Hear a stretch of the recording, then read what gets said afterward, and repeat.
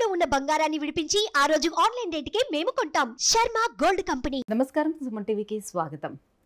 June మాసంలో ద్వాదశ రాశుల వారికి ఏ రకంగా ఉండిపోతుంది, ఎటువంటి దైవారాధన చేసుకొని ఎటువంటి పరిహారాలని పాటిస్తే వాళ్ళకి శుభయోగంగా ఉండిపోతుంది, ఈ విషయాన్ని తెలియజేసేందుకు మనతో పాటు ఉన్నారు ప్రముఖ జ్యోతిష్య శాస్త్ర పండితులు బ్రహ్మశ్రీ నందివట్ల శ్రీహరి శర్మ గారు.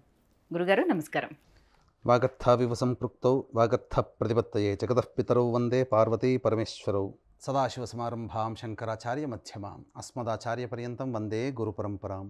ఆదిత్యాయ చ సోమాయ మంగళాయ బుధాయ చ గురుశుక్రశనిభ్యశ్చ రాహవే కేతవే నమః. గురుగారు, ఈ జూన్ మాసంలో ముందుగా మేషరాశి వారికి ఏ రకంగా ఉండబోతుంది?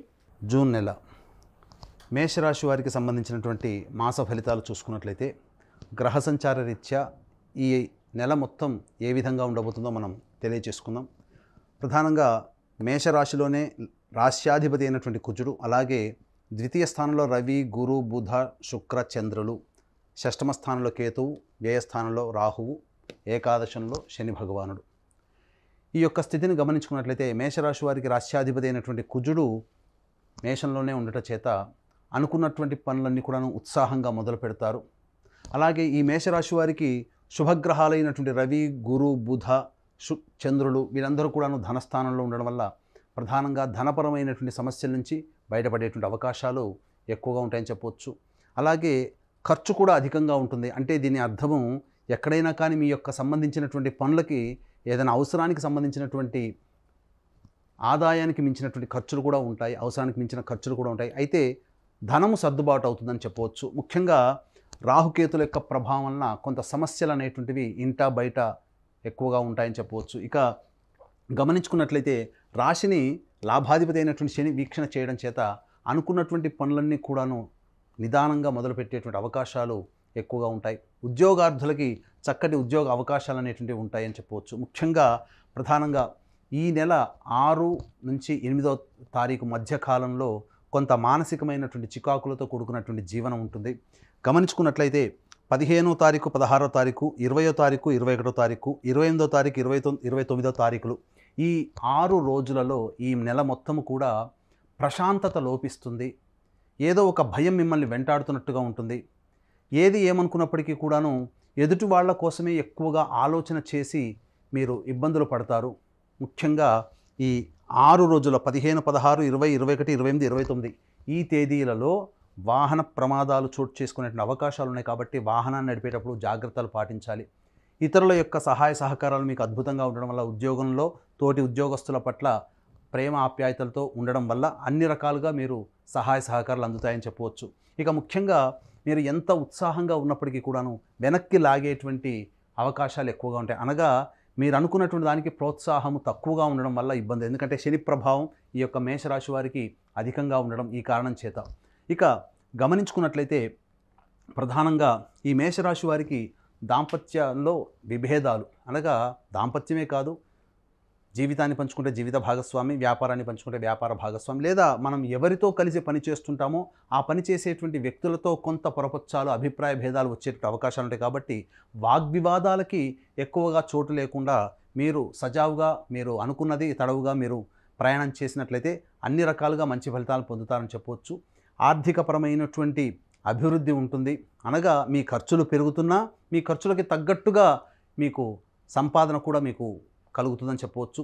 ఇతరత్ర ఆదాయ మార్గాల ద్వారా మీరు రుణాలు కూడా తీసుకునేటువంటి అవకాశాలు ఎక్కువగా ఉంటాయని చెప్పవచ్చు. అయితే గృహ సంబంధమైనటువంటి విషయాలు కొన్ని మార్పులు చేర్పులు చోటు చేసుకునేటువంటి అవకాశాలు ఉంటాయి.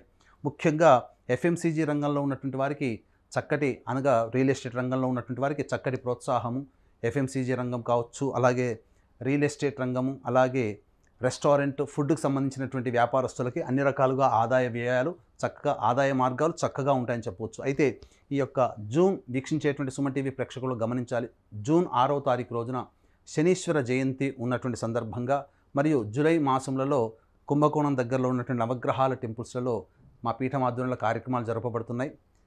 ఈ శనీశ్వర జయంతి సందర్భంగా కేవలం 1200 రూపాయలకే మీ గోతనామాదులతో శనీశ్వరుని యొక్క హోమం, అఘోర పాశుపత హోమాలు జరిపించడం జరుగుతుంది. అవకాశం ఉన్న కార్యక్రమం తదనంతరం కాంటాక్ట్ చేసి పూర్తి వివరాలు తెలుసుకోవచ్చు.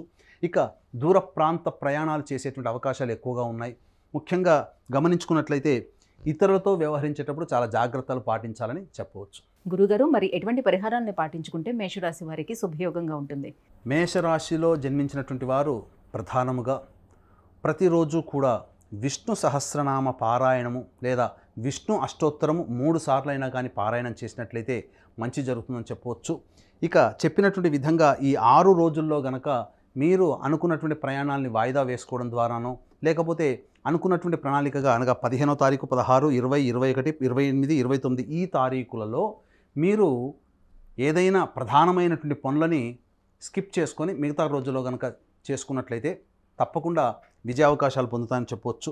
ఇక 1వ తారీఖు నుంచి 14వ తారీఖు వరకు అన్ని రకాలుగా ఆదాయ మార్గాలు అన్ని రకాలుగా బాగున్నప్పటికీ 15వ తారీఖు నుంచి 30వ తారీఖు వరకు కూడా ప్రధానంగా ఇతరుల కోసమే మీరు పనిచేస్తున్నట్టుగా మీకు భావన కలుగుతుంది. మీకోసం మీరు కాకుండా ఇతరులకి సంబంధించినటువంటి ఇతరులకి సహాయ సహకారాలు అందిస్తారు.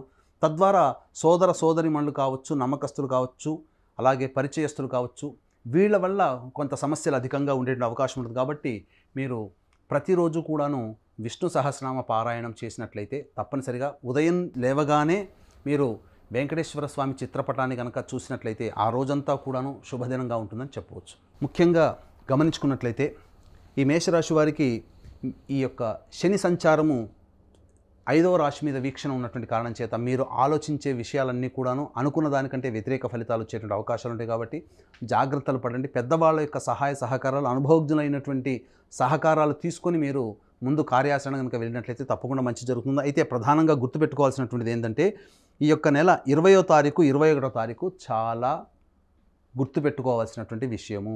ఈ 2-3 రోజులలో చతుర్థాధిపతి అనగా వాహన స్థానాధిపతి అష్టమంలో నీచ స్థితి పొంది ఉండడం, శని యొక్క వీక్షణ ఉండడం, ఈ కారణం చేత ప్రధానంగా వాహనాన్ని నడిపేటప్పుడు జాగ్రత్తలు పాటించాలి. తల్లిగారి ఆరోగ్యంకి సంబంధించినటువంటి కొంత నిర్ణయాలు తీసుకునేటువంటి అవకాశాలు ఉంటుంది.